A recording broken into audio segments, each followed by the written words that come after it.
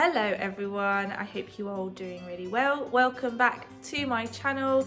I am Hayley of SewHayleyJane, which is a sewing subscription box company. Every month I send beautiful boxes of sewing delights directly to your door. I will put a link below to my website so you can have a look at that. I'm here today for a non-unboxing video. I think I've only done one non-unboxing video in the last 20 months. I unfortunately just haven't had the time or the physical space to do some nice videos like this for you. But now I do. If you are a regular subscriber to YouTube, to this channel, you will know that we have just moved into a new premises for the business. And obviously I have this rather beautiful little sewing setup, which is really exciting. It's all quiet today, it's just me in, so I can actually sit down, do some sewing and film a video for you, which I'm very excited about. I'm just boiling the kettle because I don't know about you, but I cannot start sewing if I don't have a cup of tea. But whilst that's boiling, I will tell you what I am making. So in the boxes this month, the October boxes went out last week. The theme was Dream a Little Dream, and the classic fabric was this very beautiful double gauze, either in this mauve colour or a really lovely sort of dusky blue. I had, the blue has all gone, but I had a bit of the mauve colour left. And I decided, with the theme being Dream a Little Dream, double gauze being really sort of snuggly to wear, but also quite lightweight at the same time, magical properties, I thought I would make a pair of pyjama bottoms. The classic box comes with 2.5 meters of fabric, which is just enough to make a pair of pyjama bottoms. I have rather a large derriere, so I was only really able to cut out a pair of pyjama bottoms. Had I had a slightly smaller derriere, I might have been able to squeeze out a little cami top as well, with some sort of pattern Tetrising going on. But sadly I didn't, but I do have a little bit of this fabric extra, so I might still make myself a little top to go with it, so that I've actually got a matching set of pyjamas, which is something I haven't had since I was probably about 14. I'll be honest. Usually it's just a random pair of pyjama bottoms or leggings and a t-shirt that's past its best. Not the nicest thing to wear, but there we go. So I am going to make the Crafty Sew Pyjama Bottoms pattern. This pattern went out in the boxes in December last year. So if you have been subscribed for a few months, you will recognise I teamed up with Crafty Sew, the lovely ladies there, Sarah and Freya, and we sent all the classic and luxury box subscribers a pattern, which the classic box subscribers do not normally get a pattern, so that was very exciting. The luxury subscribers got a double pattern. They got the pyjama bottoms and a cami top, so that was really cool. So I'm going to make the pyjama bottoms. I have made these once before with the fabric that this pattern came with in the December box, and I love them. They're really, really comfortable. They're nice and loose, nice and long as well. I don't like pyjamas that stop at my ankles. I like long pyjamas. Don't like cold ankles. I'm very funny about having cold ankles. So this is what I'm going to make. So I've got my fabric all cut out already. I've got my length of elastic, which has to be cut to the diameter of your waist. So it's a nice extra long piece. And then also in the boxes this month were these gorgeous little You Deserve to Dream labels from Little Rosy Cheeks. So I'm going to attach one of these. I haven't decided yet whether I'm going to attach it to the pocket or to the waistband. Making the pockets first, so I will see if it works on the pocket. If not, I will put it on the waistband. So there we go. The instructions, rather than having an instruction booklet, the instructions on the Crafty Sew patterns are printed onto the same paper as the pattern is printed onto, if that makes sense. So they come like this, page 1, page 2, page 3, nice and simple, nothing too much to think about. If you are new to dressmaking, I really recommend pyjama bottoms as a great place to start. This is a really great pattern. There's a few other really great pyjama bottoms pattern. There's not much fitting involved. You just really need your hip measurement. The elastic in the waist brings it in so that they don't fall down. They're comfy, they are quite easy to sew, and you use a cotton which is nice and stable. It's a nice easy fabric to work with. This is a cotton double gauze, which is still pretty simple to use actually. You cut it and you sew with it pretty much the same way as you would any kind of cotton. New dressmakers are always really drawn to quilting cottons because they have you can just get some really cool patterns and prints and things like that. So, and I always think with pyjama bottoms, you can go nuts with the print. You can go with whatever print your heart desires, but you might not want to wear out of the house. So quilting cottons, cotton poplin, cotton lawn, double gauze are all really great fabrics to start with for making pyjama bottoms. And then once you're a bit more experienced, you can move on to something a bit silkier, a bit sleeker, like a viscose or silk or satin. I'm not sure I'd wear satin in bed though, personally. So yes, lots of scope with pyjama bottoms. Right, the kettle has boiled. I'm going to go make my cup of tea and then I'm going to get cracking, because the last time I did one of these sort of chatty sewing videos, I had a few comments saying you do realise you chatted for about 20 minutes before you actually started sewing. So I'll try not to do that. Anyway, cup of tea, I'll be right back and we'll get cracking. Okay, we have a cup of tea in my personalised mug, sewing mug. I have a lot of sewing mugs. Right, the first thing that we need to do is the pockets. So there are two different pockets to choose from. There are either sort of rounded pockets or square pockets. I've gone for square pockets because I think they're just slightly easier. You will need your pattern piece so that you can see where you need to fold the edges in. So you need to fold the edges in where shown and press, and then fold up the base where shown and press. And then the top of the pocket, I'm going to do it backwards, if that makes sense, so that I can put my label in. Oh, I've just dropped it on the floor. So normally, let me get the pocket piece. Imagine all the sides are all sewn, pressed inside. You would press the top edge down and press, and then you would fold it down again and press, so that you're sort of making like a hem.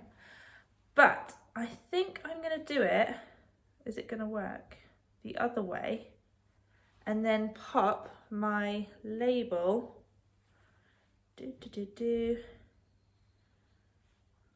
like so. I think that would look quite cool.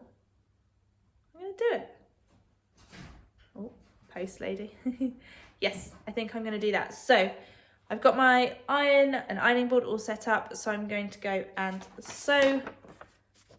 I'm going to go and press these edges, the base and the edges, and then I will do the top. So yes, first job to do.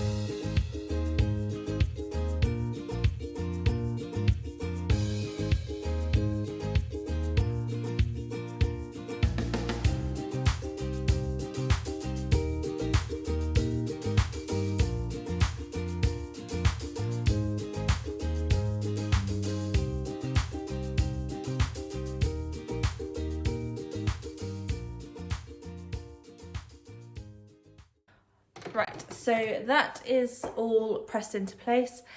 You might have noticed that I realised it wasn't going to work if I flipped the hem of the pocket to the other side, because then you've got the raw edges exposed. Didn't quite think that far ahead. Anyway, the pocket pieces are all pressed, so now I'm just going to top stitch along this edge here. I've got my machine all set up. I'm using a slightly lighter thread than the fabric because I ran out of the right colour. But it's just a nice straight stitch. So I always check where I need to place my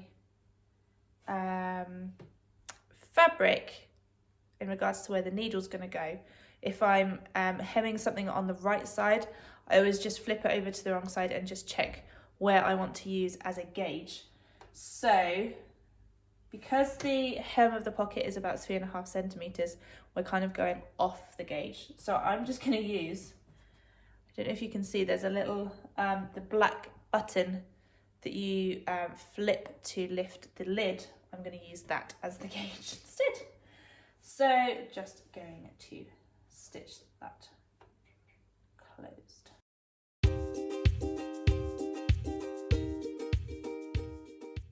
Right, that's that one done. I can actually hear the needle punching the fabric, so I'm just going to go and get a new needle. Either this one's a little bit dull, or I've accidentally forgotten to change it after sewing jersey. So I'm just going to go and grab a new needle. I don't think I have any over here, which seems really silly. I'm going to go find one. Right, new machine needle is in. I'm just using a universal needle, and it's already better. So next stage is I'm just going to attach the label. Now I haven't actually used very many labels in my sewing, which is really silly because I send them all the time in my boxes and I love them. I just always forget to use them myself. Most of this kind of label is like a little swingy label that goes inside the collar or the waistband, and you would stitch just along the top edge. So I'm going to fold that top edge down, and I'm just going to try and zigzag stitch around the outside. I wish I had some fabric glue. Victoria from Little Rosy Cheeks, who produces these labels, did a little tips in the magazine for sewing, the magazine that was included in the boxes, for sewing labels on, and she suggested using fabric glue, which is a great idea, and now I wish I had done that, but I didn't, so I'm just going to wing it, and I'm going to put it inside the hem. Oh, do you know what I might do just to keep it in place? I might use some washi tape. Yeah. Ooh, some washi tape. So this again was some sewing themed washi tape that I commissioned for the boxes last September. It was a sort of back to schooly themed one, so just over a year ago. So I'm just going to get some washi tape to stick it in place, because you can just sew over the washi tape and then tear it off. So just to keep it nice and still, like so. Fold that bit to the inside. There we go. Now it's not going to shift around, which is handy. Okay, let's go. Let's do this.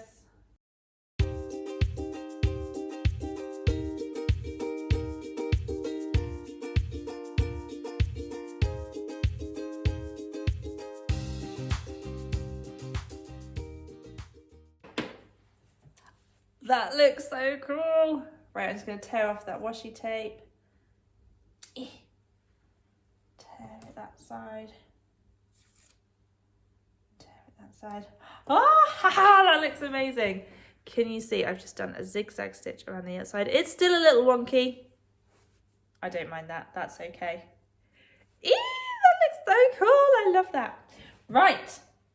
Next bit then is to attach the pockets to the front trouser pieces. So these ones actually go on the front rather than the back.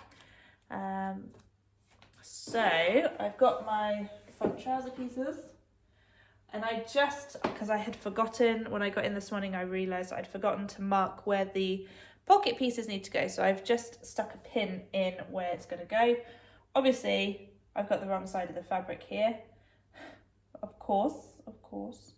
So I'm just going to fiddle around and mark on where the pocket pieces are going to go. Bear with. I'm still moving things over from home, so I don't have my chalk pen with me, which would be really handy, so I'm just going to use pins. Okay, so the pins just show where the top of the pocket is going to sit. So I'm going to lay that nice and flat. Let's turn you round so you can see.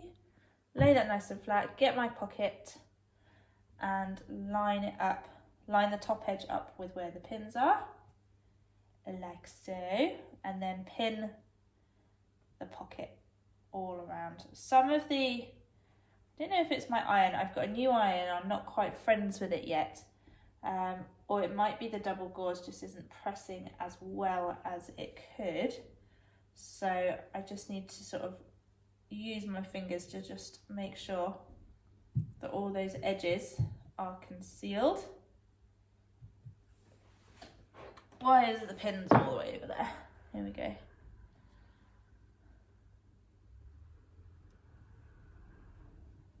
Takes a while to figure out a new iron, doesn't it? If you heard that beeping, that's the lunch van that comes to this unit, which is quite nice, although they don't accept card. I don't know if I'm irrational, but I get quite annoyed with places that don't accept card in this day and age, because I very rarely have any cash on me. And I forgot my lunch the other day, and Paula had to be mummy and shout me some cash. All right, so that one is all pinned on, so I'm going to pin the other one on and then I can sew them both together.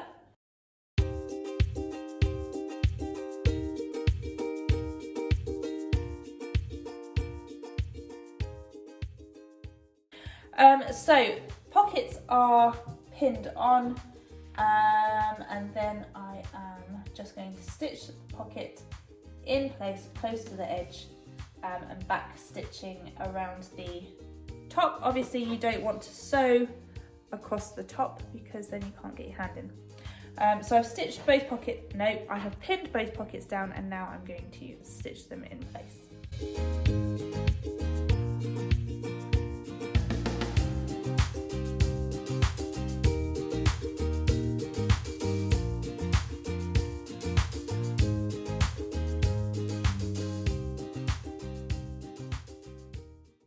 Right, pockets are on both pieces, on both front leg pieces. Let's just move you up a little bit. So pockets are on. So next step is actually constructing the pyjamas, which is always the most exciting bit. So I need different patterns do this slightly differently. I'm used to, mostly when I've sewn pyjamas before, I've sewn the front and the back leg pieces together and then sort of put one inside the other to sew the crotch. But this one's a little bit different. This one says to sew both the front pieces together at the crotch curve, and then the same with the back pieces, and press, and then stitch the inside leg on both pieces as one thing. So I will do that. A little bit different patterns do things in different ways, so that's fine. So I need both front pieces, which I already have here, and I need to pin them together, right sides together at the crotch curve, which, woo, get it all together. Where is it? This side. It's on the wrong side. So there you go. That is the crotch curve there. So I'm just going to pin the pieces together and sew. This pattern uses a 1.5 centimetre seam allowance or 5/8 of an inch, which is your standard seam allowance. I'm not sure why I'm just using my iPhone to film, which is what I usually use, and for some reason it keeps cutting out. Not sure why. So that's pinned together. Then I'm going to get the back pieces and I'm going to pin the back pieces together before we start sewing. Luckily, because I cut them right sides together, they are already right sides together. And there's your crotch curve, or back crotch curve, bum curve if you like. So just pin those together. I don't need very many pins because the fabric isn't too slippery, so it shouldn't move about too much. So there we go, and then I'm just going to stitch those together and then press them open.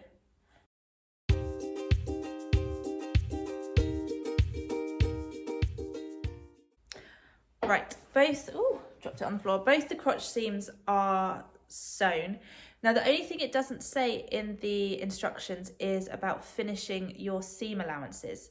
I'm going to use my overlocker, and the best thing to do with the crotch seam, because it's a curve, is to, rather than finish the seam allowance together, is to open the seam allowance up and overlock each side of the fabric, and then you can press it open. So that is what I'm going to do first. Okay, the crotch seams are now all sewn and the edges have been overlocked and pressed open, and actually overlocking each separate edge helps to sort of start the pressing of the seam, which is really handy. So that's that done. Next then is just to sew the legs together. So I'm going to pin the front and back legs together along the side seams and the inside leg and stitch it down. So nice and simple. Got my front trouser pieces on the table, right sides up, and I'm going to put the back trouser pieces right side down so that the right side is together and matching any notches. Got a little notch there as well. Some people have asked about ironing double gauze, but I don't really think you need to worry. So I use iron on a regular setting for double gauze, just to press the seams and to flatten the fabric down a little bit before cutting the pieces out, and it just crinkles back up again, especially after washing. So yeah, you don't need to worry about ironing the double gauze. It never goes completely flat. It doesn't completely remove the crinkliness in double gauze. So yeah, just crack on with your iron.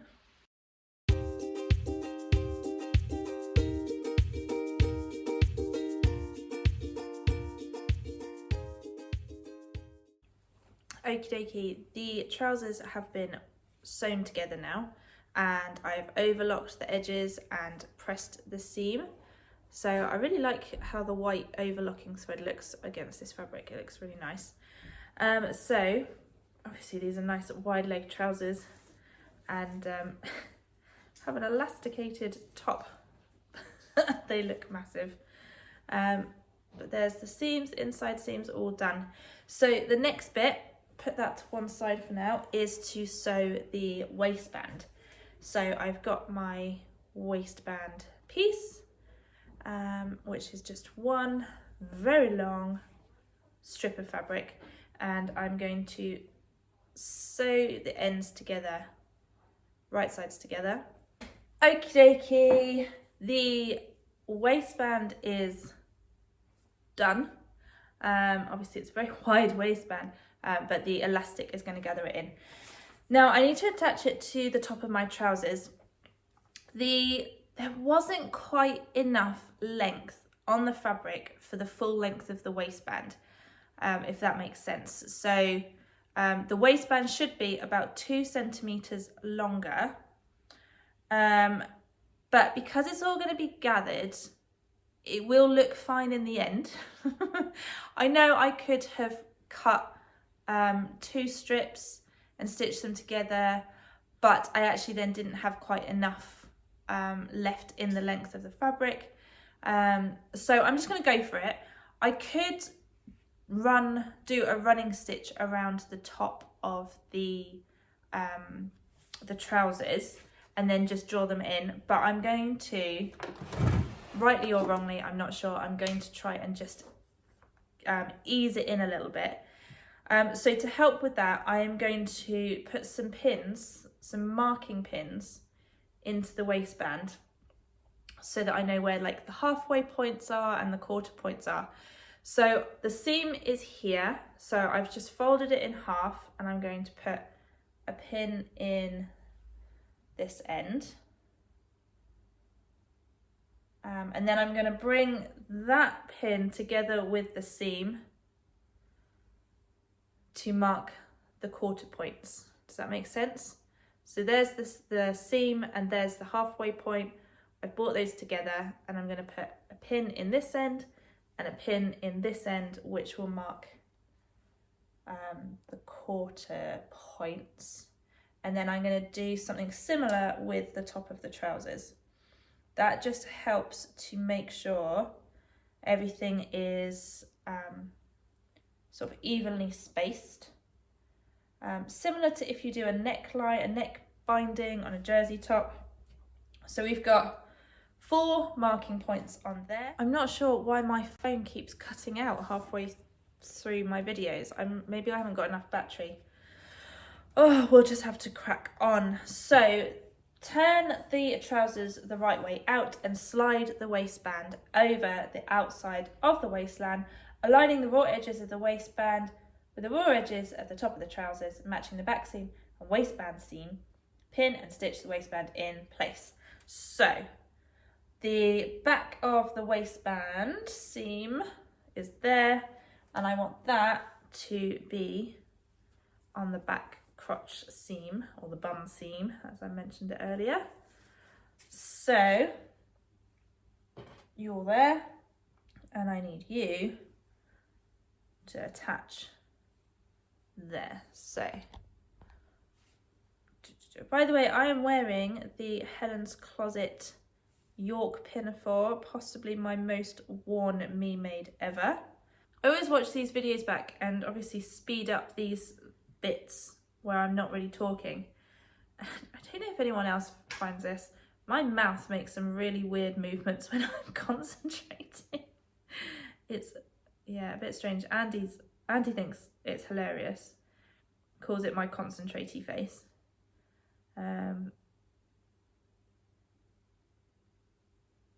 Yeah, just a funny old face.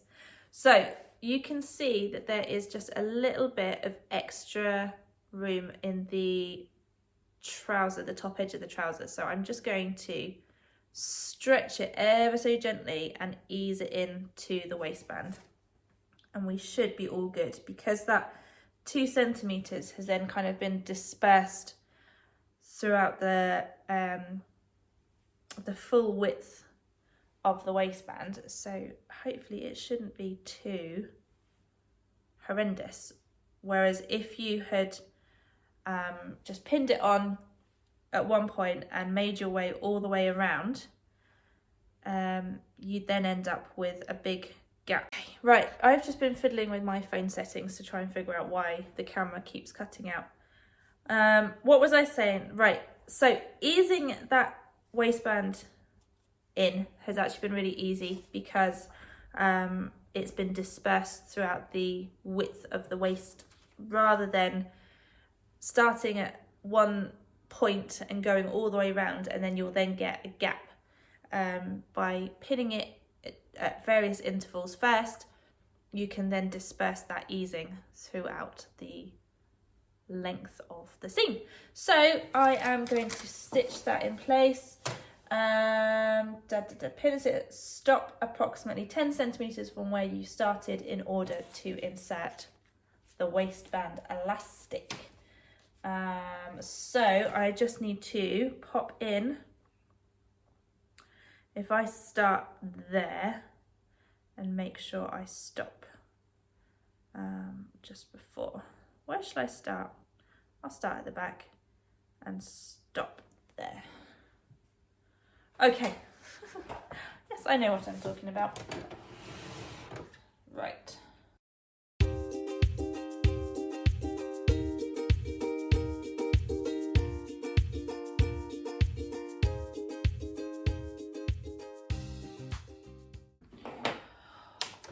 Right. I seem to have fixed the camera issue. Hurrah, hurrah, hurrah. Okay, the waistband is sewn in place with a gap left for adding the elastic. Now, I'm not entirely certain how I'm going to get this elastic in because I've only just realised I don't have my safety pins or my loop turning thing, which wouldn't really work. So I'm not sure how I'm going to get it through without a safety pin. Or an elastic threader. I don't think I've got anything. I might just have to fiddle it through, which is going to be tricky. Right, where's the... I'm so hungry. I haven't had any lunch yet. Okay, let's see if we can do this.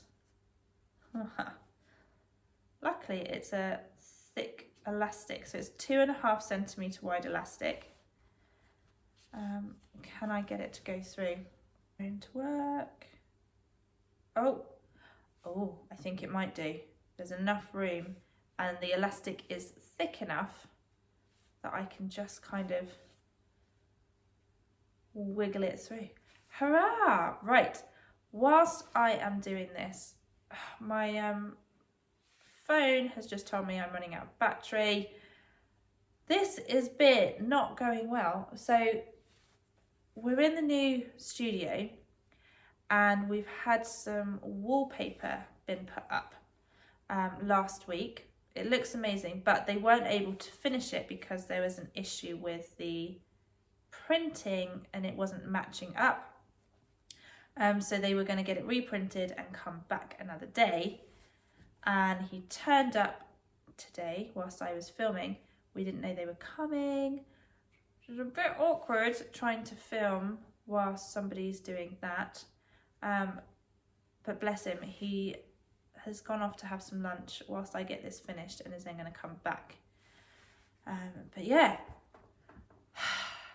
first video like this I filmed for ages and it's all going a bit difficult. It's all right. It's all teething problems in the new space that will be ironed out. Little sewing pun for you there. Anyway, whilst I do this, I actually posted on Instagram that I was planning to do this and did anyone have any questions for me? And this is a perfect spot to stop whilst I'm doing this and answer your questions. So there are only 3 questions. The first one is from Lauren Courtney, who asked for tips for sewing with double gauze. So hopefully this video has helped with that. Honestly, just treat it like a regular cotton. This fabric has got these little butterflies that were printed on. And I have been ironing over them, but very gently. So I would recommend with this one to iron on the reverse where you can. If you have to iron to set a seam or whatever on the outside, just be very careful. As I said before, although I'm not sure if my phone stopped recording at this point, ironing double gauze is absolutely fine. Just crack on with your iron like you normally would, a sort of warm iron, just to flatten out the fabric for cutting your pattern pieces. But it never completely de-crinkles, if that makes sense, the double gauze. It just helps you to cut your pieces out. And obviously you want to press your seams as well. We're getting there.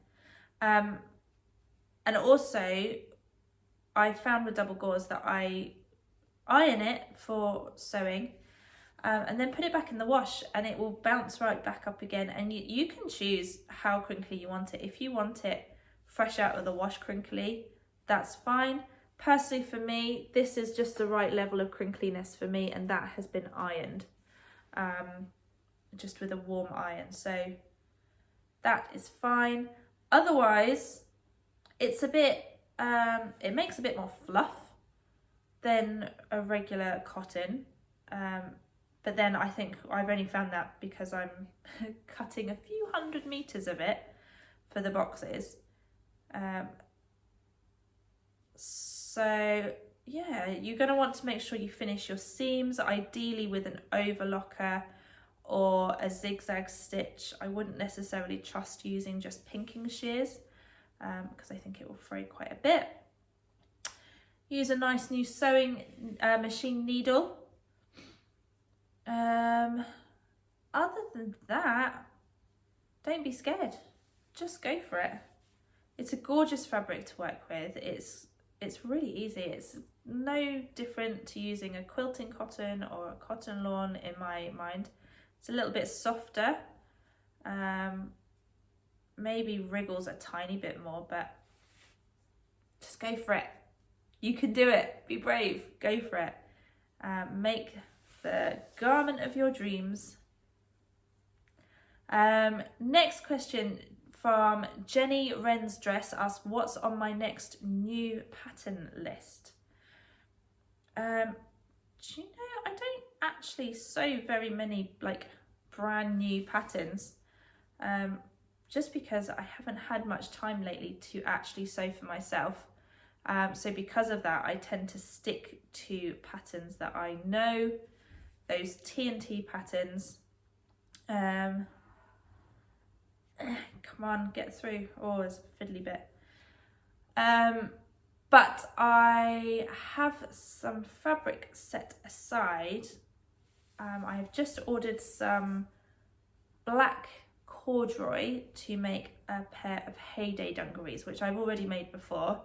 But I will really want a simple pair of just black cord dungarees, because I really want to make the Friday Pattern Company Adrian blouse, which is a jersey top with big puffy sleeves. And I love the idea. I actually saw it on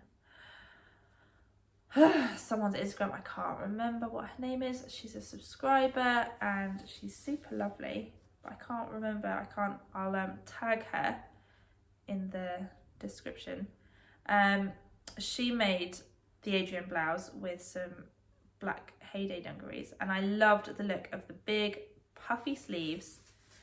And I really like the Adrian blouse. I've never sewn it before because I just wasn't sure how I would wear it. It's very, very fitted to an area of my body that I don't particularly like having things that fitted around my tummy. But I think it would look great underneath something like a pinafore dress or dungarees. My only issue, and I don't know if anyone else finds this, is I find because I've got quite a dramatic curve between my hips and waist, that stretchy things tend to ride up to the smallest part, which is my waist. This is going to sound strange maybe to some, and it may be maybe too much information. I can't quite believe I'm going to say this. I tend to tuck these things into my underwear, if that's the look that I'm going for. Somebody has suggested before to make a bodysuit that has the poppers underneath the crotch, which is definitely an option. But if I'm wearing dungarees and I don't want my top to ride up, I tuck it into my knickers. Oh my gosh, I cannot believe I've just said that on YouTube. Hopefully people can relate and won't think I'm a total weirdo. There you go. So that is on my next to sew list. I have so many things I want to sew. I have so many beautiful pieces of fabric that I want to sew with. I'm hoping that we're going to get some more time soon. We are moving Mia into a nursery, hopefully. Mia is my 3.5-year-old, and at the moment she is in a preschool and childminder, and they are absolutely lovely, but the hours just aren't really working for us in terms of getting work done. So hopefully once we've done that, we can have a bit more time to sew, A, for pleasure, but also to sew for work too. Right, before I lose that end bit, I'm just going to, oh, that was a stupid thing to do. Anyway, okay, next question was from VMel141989, 1989. Would you consider putting a what's in the box section in the magazine along with fabric care and composition? Why have I not thought of this? Actually, I have thought of this, I just haven't got around to doing it yet. So we do have a link that is on the back of the magazine that tells you where to go to get the fabric care. But I always forget to update it. For some reason, it's that one thing that I always forget to do. But having an actual section in the magazine is a brilliant idea and is something that I have thought about. So I do need to get that sorted, and the what's in the box section, I like that idea a lot. So watch this space, hopefully that will come soon. Right, whilst I carry on doing this, I need to plug my phone in to juice up the battery a little bit, but we're nearly there, you guys. It is working because the elastic is nice and wide and nice and stable. I'm able to just, so there's the waistband, the elastic there, and I'm just very slowly with my fingers moving it along. This would have been done by now had I had a safety pin. Forgot what it was called then. But there we go. Can't have everything. Right, I'm going to finish this and then check that the elastic is flat and not twisted, join the overlapping ends and secure with a zigzag stitch. Then sewing the gap closed, sew the gap closed and overlock the edges. What I tend to do with elasticated waists is I then do a zigzag stitch along the middle of the elastic, along the middle of the waistband through the elastic to stop it from twisting. I've made an elasticated waistband pair of trousers before without doing that, and I just find that the elastic twists as I'm pulling trousers up and down to go to the toilet. It just seems to twist. So to combat that, I just do 1 or 2 rows of zigzag stitching along the middle through the elastic to anchor it in place. So I'm going to do that and then I will get back to you soon.